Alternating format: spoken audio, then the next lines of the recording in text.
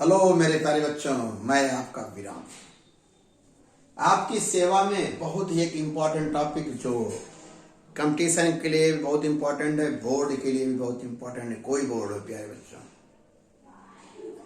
देखिए नंबर 22। इसके पहले आपको हम करंट कैरिंग सोलेनॉइड धारावाही प्रणाली क्या है उसका बहुत ही सुंदर परिचय दिए हैं, आपने सीखा भी है।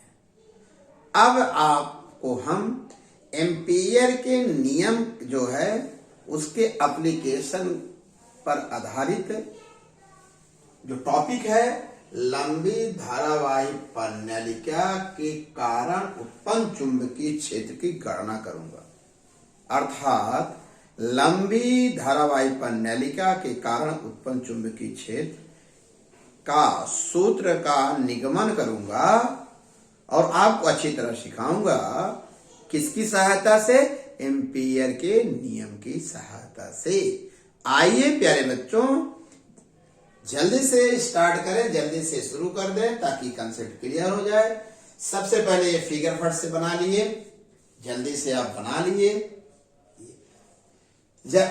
थोड़ा सा इस फिगर के बारे में हम जरूर सिखाना चाहता हूं, क्योंकि बच्चे हैं आप, छोटी छोटी बात जब आप सीखते हैं तो वही बात जब एक कलेक्शन होता है तो आप कंपटीशन क्वालिफाई कर लेते हैं। इसलिए छोटी बात सीखिए। यहां हम क्रॉस बनाए हैं, यहां डॉट बनाए हैं।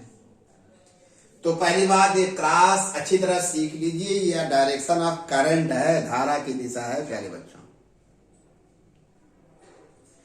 तो धारा की दिशा आपके दिमाग में आ रहा है सर, आप तक आपने बताया है कि कागज तल के लंबवत नीचे मैग्नेटिक फील्ड को रिप्रेजेंट किए हैं। यहां परिस्थितियां कुछ और है। यहां बेटा हम जो चुंबकीय क्षेत्र लिए हैं धारावाही प्रणाली, वो कागज के तल में लिए हैं। जब कागज के तल में मैग्नेटिक फील्ड हुआ तो निश्चित रूप से धारा कागज तल के लंबवत कहां होगी? ऊपर या नीचे। जैसे साहब ये चुंबकीय क्षेत्र है, चुंबकीय क्षेत्र है तो ऐसे करना पड़ेगा। देखो बेटा ऐसे, क्योंकि चुंबकीय क्षेत्र होता है तीर, देखो ऐसे कर दिए, नीचे दोनों अंगूठा कहाँ होता है? धारा दिशा कागज तल के लंब। यहाँ देखो जरा, ये चुंबकीय क्षेत्र नीचे की तरफ ऐसे है तो ऊपर है। ये क्लियर हो गया। ये बहुत इंपॉर्टेंट है। अच्छे से अच्छे बच्चे रट लेते हैं, एग्जाम दे लेते हैं, कंसेप्ट क्लियर नहीं होता। आइए जल्दी से सिखा दें। लिखेंगे क्या है इस फिगर के नीचे? आप लिखिएगा चित्र में, यह मान लिया एक लंबी धारावाही प्रणालिका जिसके प्रति एकांक लंबाई में फेरों की संख्या स्मॉल n है। इसके प्रति एकांक लंबाई में फेरों की संख्या स्मॉल n है। इस धारावाही प्रणालिका में धारा I प्रवाहित हो रही है। क्या प्रवाहित हो रही है बेटा? इस धारा I के प्रवाहित होने के कारण धारावाही प्रणालिका के बाहर और भीतर चुंबकीय क्षेत्र उत्पन्न हो जाता है। अब हम बच्चों आपको धारावाही प्रणालिका के बाहर और भीतर चुंबकीय क्षेत्र की गणना करेंगे, सूत्र का निगमन करेंगे। जल्दी से इतना लिख लिए। माने चुंबकीय क्षेत्र में एक बंद पथ ABCD बनाते हैं। यह जो बंद पथ है धारावाही प्रणालिका को किनारों को छोड़कर किनारे से काफी भीतर है। क्लियर हो गया? यह जो आपने एक बंद पथ, आयताकार बंद पथ ABCD लिया है, आप यहां देखिए इस पथ की भुजा AB जो है वो चुंबकीय क्षेत्र के चुंबकीय क्षेत्र के अंदिश है। भुजा CD चुंबकीय क्षेत्र पर लंबवत है। CD और AD या DA लंबवत है। भुजा CD धारावाही प्रणालिका से बहुत दूर है। देखिए इसे डॉटेड दिखा है। डॉटेड मतलब समझिए बेटा नहीं, इस डॉटेड का मतलब होगा यह कहाँ है? प्रणालिका से काफी दूरी पर है। अब हम आपको सिखाना चाहते हैं, यहाँ अगर एक लघु खंड लेंगे, क्या अत्यंत सूक्ष्म खंड, या यहाँ DL लेंगे ये डीएल हुआ, सूक्ष्म खंड डीएल लेंगे और बी के बीच यहाँ तो कोण 0 अंश होगा, यहाँ क्या लघु खंड और बी के बीच 90 डिग्री, यहाँ भी 90 डिग्री। और चूंकि धारावाही परिनलिका के बहुत दूर चुंबकीय क्षेत्र का मान क्या हो जाएगा, ये 0 हो जाएगा। धारावाही परिनलिका के यहाँ पर बी का मान डायरेक्ट क्या हो जाएगा, 0 हो जाएगा।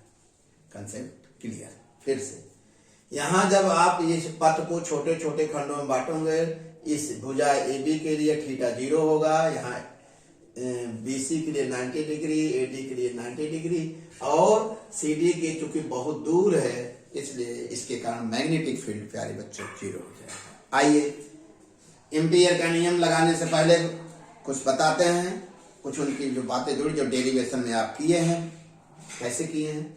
आप क्या लिखोगे प्यारे बच्चों, नीचे लिखिएगा चुंबकीय क्षेत्र B, चुंबकीय क्षेत्र B का आयताकार पथ, आप बंद पथ ले लिए हैं, ABCD के अनुदिश रेखी समाकलन, क्या बाबू, रेखी समाकलन, ये आप लिखेंगे। यह जो रेखी समाकलन 4 खंडों में बटे, A से B जाएगा, फिर B से C जाएगा, C से D जाएगा, ये लिख दिए हैं प्यारे बच्चों। समझ आ रहा? देखो A से B से C से D, 4 खंडों में बांट दिए। ओके, अब यहां A डॉट B क्या बाबू, किससे, A डॉट B, तो माड B माड DL cos 0, क्यों, इसके बीच का कोण कितना है, 0 है। फिर माड B माड DL cos 90 डिग्री, क्योंकि ये 90 अंश कोण पहले ही सिखा चुका हूं। यहाँ CD धारावाही परिनलिका से काफी दूर है, मैग्नेटिक फील्ड इसका क्या होगा, लगभग नगण्य होगा। ये निष्कर्ष भी निकल गया, धारावाही परिनलिका के बाहर मैग्नेटिक फील्ड लगभग 0। यहाँ डायरेक्ट 0 कर दिए। A से फिर D से A करोगे माड D माड DL cos 90, सबको हल कर दिए प्यारे बच्चों, ये रिजल्ट आ गया, क्योंकि cos 0 का मान समझ गए आप लोग।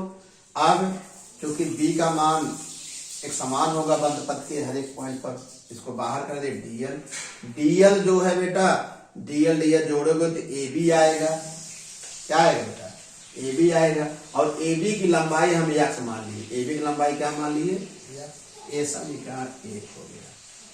जब एम्पियर के नियम का डेरिवेशन कर रहे थे तो आप इसको जरूर लिखे थे, बंद पथ के अनुदिश चुंबकीय क्षेत्र का रेखी संबंध, वही चीज है, चुंबकीय क्षेत्र का आयताकार, पूरा कर दिए, सरल भाषा में है, अच्छी बात है। इतना करने के बाद प्यारे बच्चों जल्दी से आप एम्पियर का नियम लगा दीजिए, आयताकार पथ ABCD के लिए एम्पियर के नियम से, तो ये आप जानते हो बेटा। अब समीकरण इसको 2 बना दीजिए। अब यहां आप लिखिएगा बढ़िया से, क्योंकि धारावाही परिनलिका के प्रति एकांक लंबाई में यहां लिखिएगा, यहां पर लिखेंगे आप समीकरण 2 के बाद यहां भाषा लिखेंगे, क्या लिखेंगे, धारावाही परिनलिका के प्रति एकांक लंबाई में फेरों की संख्या स्मॉल n है, क्या बेटा, स्मॉल n है, इसलिए x लंबाई में क्या होगी, n होगी, इसलिए किस लंबाई में, बताइए, x लंबाई में क्या होगी, n होगी। और पूरा AB लंबाई में आप जान गए n होगी। प्रत्येक फेरे में प्रवाही धारा, धारावाही परिनलिका की हर एक फेरे में अगर धारा I0 हो तो कुल धारा कितनी हो जाएगी, नेट धारा कितनी हो जाएगी, n टोटल हुआ है, x के लिए हुआ प्यारे बच्चों। और एक फेरे में धारा I0 मान रहे हैं तो n में कितना होगा, n इंटू I0, नेट धारा आ गई। इसलिए नेट धारा कितनी आई, यहाँ I क्या है, बंद पथ से घिरी नेट धारा है, तो नेट धारा निकल आई बेटा n I0। I क्या बेटा, नेट धारा, पथ धारा गिरी नेट धारा। अब यहां भाषा लिखने के बाद समीकरण 2 और 3 से ये वैल्यू आ गई, integration B dot DL equal to mu 0 nxi, 0 है, nxi 0 है। अब ये बंद पथ के द्वारा यह निकला रेखी समाकलन, यह एम्पियर के नियम से यह समीकरण 1 और 4 से दोनों बराबर कर दीजिए। दोनों ए बराबर है तो ए भी बराबर कर दीजिए, यक्स से यक्स काट दीजिए। यह धारावाहिक परिनालिका के भीतर या कहिए उसके अक्ष पर उत्पन्न चुंबकीय क्षेत्र का क्या निकल आया सूत्र, क्या निकला, B बराबर म्यू 0 एन आई 0। इस सूत्र में देखिए म्यू 0 भी कांस्टेंट है, प्रत्येक थ्योरम में ये भी कांस्टेंट है, धारा भी कांस्टेंट। इसका मान है धारावाहिक परिनालिका के भीतर चुंबकीय क्षेत्र का मान कांस्टेंट होता है, अर्थात एक समान होता है। और धारावाहिक परिनालिका बहुत लंबी है, अत्यंत लॉन्ग है, अत्यंत लंबी है, बहुत लंबी है। इसलिए परिनालिका के व्यास पर यह चुंबकीय क्षेत्र निर्भर नहीं करता। आपको ये अच्छी तरह समझ में आ गया प्यारे बच्चों। यह जो चुंबकीय क्षेत्र निकला यह लंबी धारावाहिक परिनालिका के कारण निकला है। लंबी माने अत्यधिक माने वेरी लॉन्ग, अत्यधिक लंबी माने परिनालिका के व्यास पर निर्भर नहीं कर रही है। धारावाहिक परिनालिका के बाहर जो चुंबकीय क्षेत्र है लगभग 0 है, भीतर क्या है एक समान है, किनारों को छोड़। ओके प्यारे बच्चों, अच्छा से नोट्स बना लेना। मुझे विश्वास है कि आपको अच्छी तरह से समझ में आ रहा है। धन्यवाद।